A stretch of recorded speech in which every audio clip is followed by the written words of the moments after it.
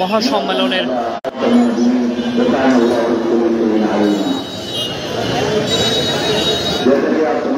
সোহরাওয়ার্দী উদ্যানের একটি প্রবেশ দ্বারের সামনে আমি এই মুহূর্তে রয়েছি। আপনারা দেখছেন এখানে যে খতমে নবুয়াতের মহাসম্মেলনটি আজ অনুষ্ঠিত হচ্ছে। সোহরাওয়ার্দী উদ্যান একেবারেই কানায় কানায় পূর্ণ হয়ে রয়েছে। সোহরাওয়ার্দী উদ্যানের আশেপাশের যে জায়গাগুলো রয়েছে, ঢাকার বাইরে থেকে বিভিন্ন জেলা থেকে আসা মানুষ তারা কিন্তু সোহরাওয়ার্দী উদ্যানের আশেপাশে বিভিন্ন জায়গায় অবস্থান নিয়েছেন।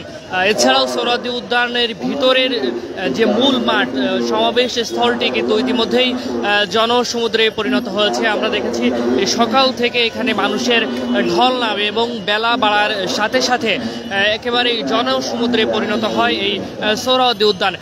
এখনও মাঠের ভিতরে মানুষ প্রবেশ করছে, যদিও সমাবেশ একেবারেই শেষ প্রান্তে, তারপরও এখনও বিভিন্ন দিক দিয়ে মানুষ আসছেন এবং সোহরাওয়ার্দী উদ্যানে প্রবেশ করছেন। আজকের এই আন্তর্জাতিক খতমে নবুয়াত সম্মেলনে বাংলাদেশ সহ 5টি দেশের, পাকিস্তান, ভারত, মিশর সহ সর্বমোট 5টি দেশের প্রতিনিধিরা এখানে এসে